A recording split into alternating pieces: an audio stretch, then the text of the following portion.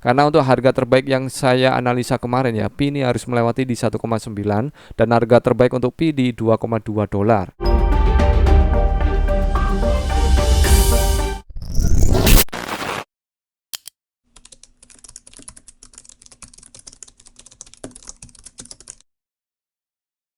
Assalamualaikum warahmatullahi wabarakatuh. Selamat datang kembali di Crypto X yang membahas koin-koin kripto. Oke, kita bahas Pi lagi ya untuk Pi Network.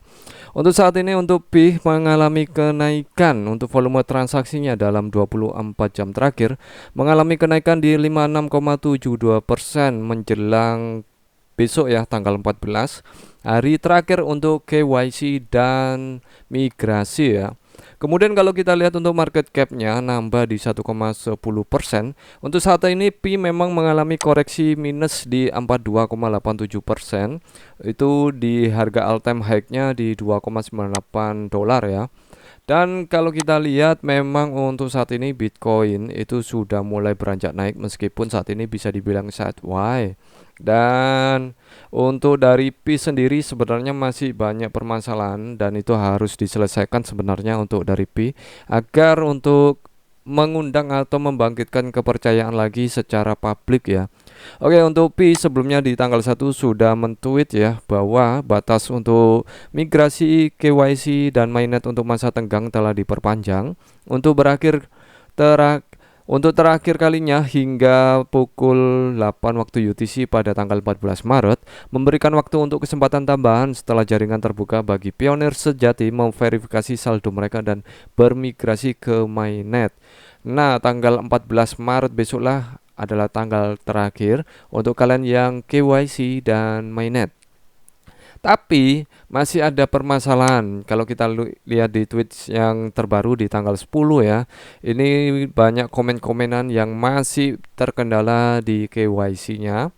Kalau kita lihat di sini ya, untuk KYC itu masih terkendala, ada yang tentatif, ada yang sementara ya. Ini untuk migrasi itu mainnet, congratulations ya. Ini apakah ini sudah komplit ya? Ini sangat lama sekali karena banyak banget yang mempertanyakan kenapa KYC-nya di approve-nya lama banget. Kalian tanyakan sendiri nih untuk di ini untuk akun-akunnya dari core teamnya nih ya. Untuk akun X-nya kalian bisa kontak-kontak mereka. Untuk kalian yang mungkin juga terkendala sama saat KYC ya, di sini banyak yang masih terkendala di KYC dan masih terkendala untuk status ya, untuk biar statusnya approve atau tidak seperti itu ya, karena masih statusnya itu masih sementara ya, untuk di ACC sementara. Nah, ini ada yang mengatakan juga ya, Pi adalah penipuan. Bagaimana mungkin Anda tidak menyetujui KYC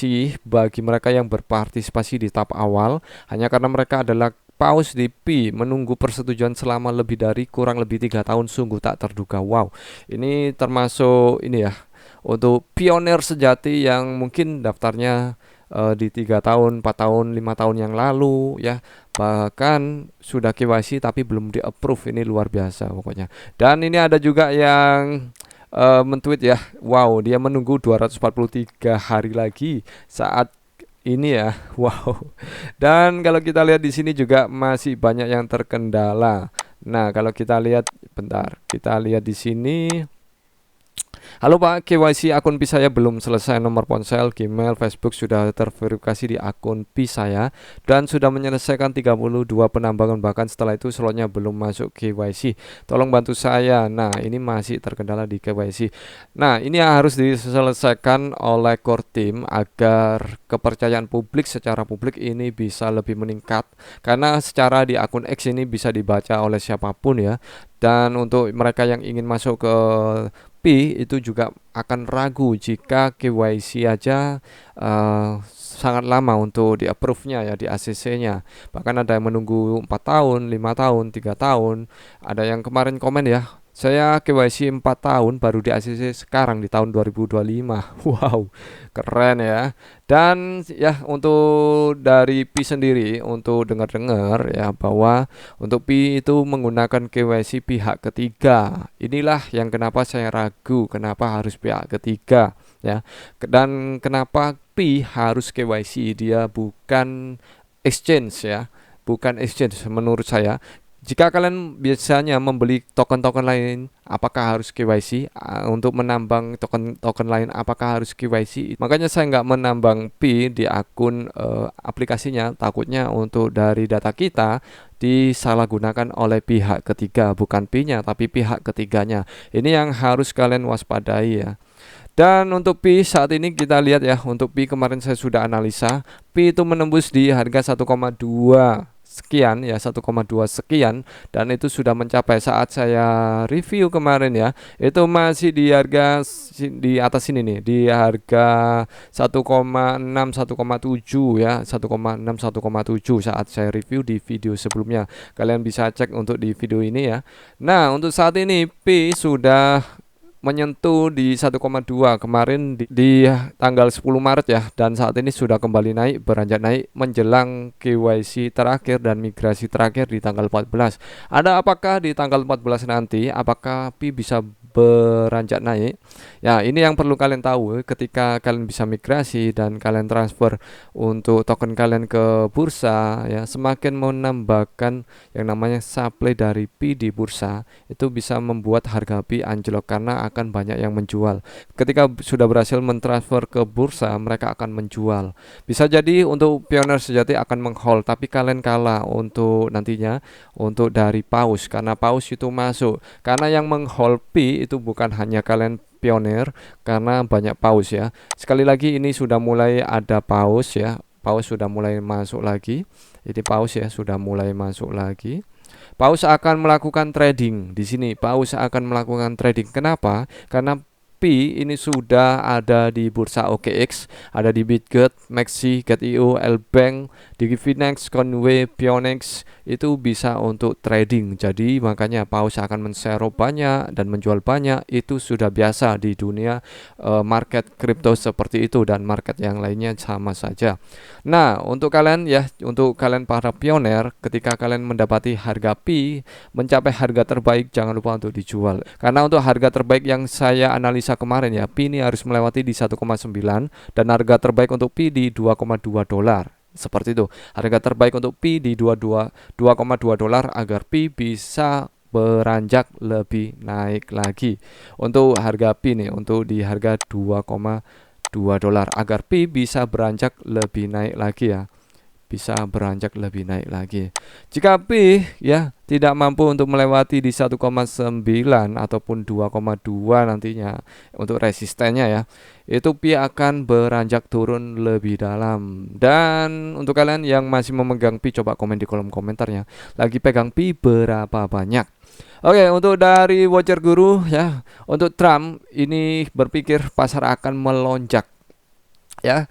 Pasar akan melonjak lagi. Memang dilihat dari Bitcoin memang sudah mulai melonjak lagi.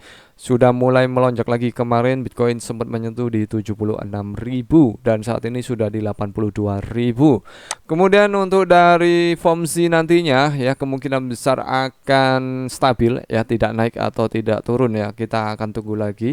Untuk news dari FOMC ini, akankah Fed menaikkan atau menurunkan? Tapi menurut saya Fed ya, seperti perkataannya atau pernyataannya sebelumnya, itu dia tidak akan menaikkan ataupun menurunkan.